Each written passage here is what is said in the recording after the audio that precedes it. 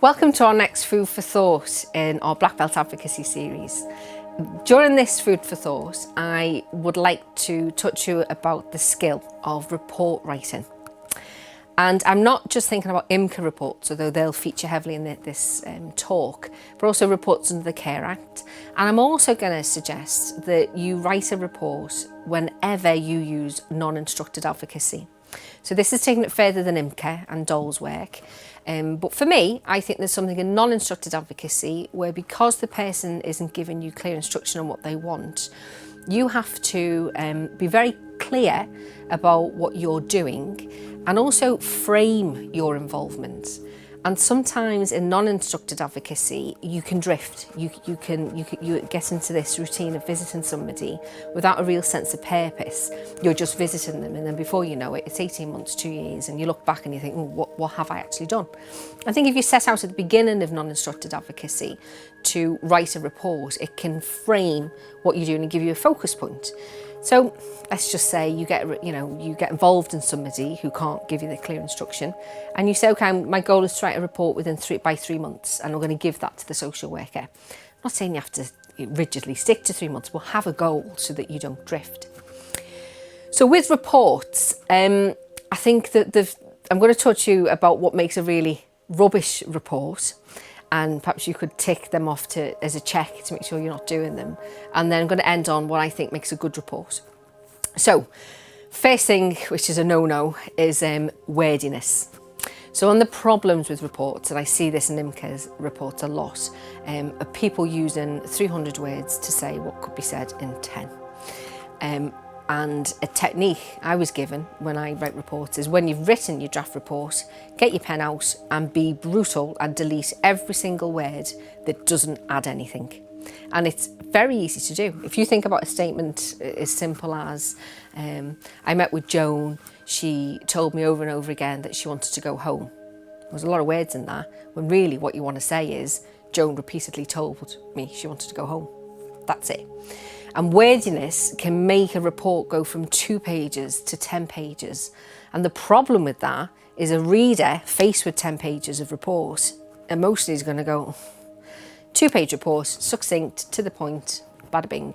The reader's going to be more likely to take it on board. So wordiness, cross out all those words that don't add anything.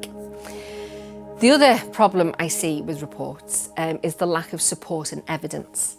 So IMCAs can make statements that are true, but they can be ignored or perhaps don't have the power they could have because there's no support and evidence.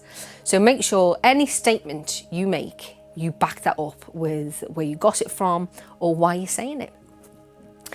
The other problem with reports is that they can have no direction. If I say to you the average IMCA report I see would be 7-8 pages, I don't know whether that affords with what your service currently does, but for me, 7-8 pages is just too long. It's just too long. And the way that they're currently structured with I think the standard way is that there's the decision, the identifying information like name and address and so on. And then you've got a whole page of what the IMCA did. And I'm thinking, why is that on page 3? It doesn't need to be there. Decision makers, it doesn't need that at the beginning. If you need to put it in the appendix, but it doesn't need to be in the bulk of the report, a list of actions. It almost feels like we are justifying our role in giving evidence of what we've done and why. You don't need to do that. You're an IMCA. Be strong and be confident in what you're doing. You don't have to justify it. And then I'm faced with 5-6 pages of this meandering story about what the IMCA did.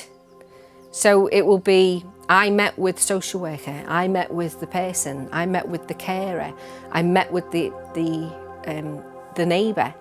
And it's just this story which read a bit like case notes, to be honest. It's not a report, it's a set of case notes, it's a set of information about what the IMCA did, and it's got no direction. And I'm sitting there reading it thinking, so what? So what this person said this? So what you met with the social worker? What's the point you want to make? So to flip this into a positive, I think the simplest thing to do with IMCA reports and non-instructed advocacy reports is you sit down after your involvement and you think, what is the headline point I want to make? What is the single most important point I want to make?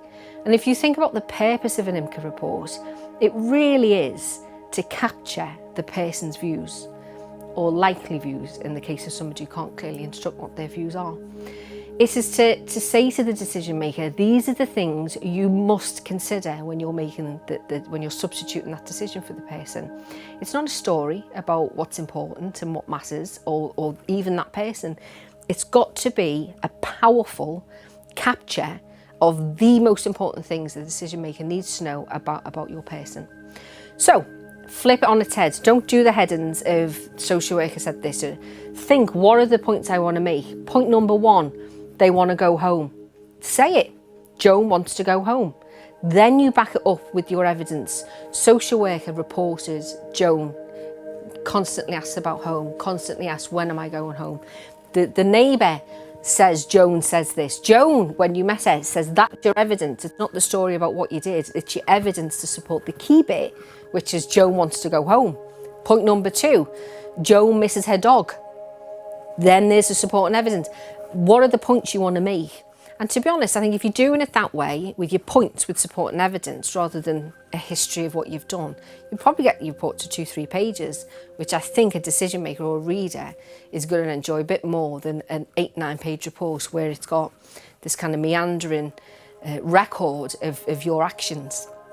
So flip it into this punchy, powerful statement of what the reader has to know.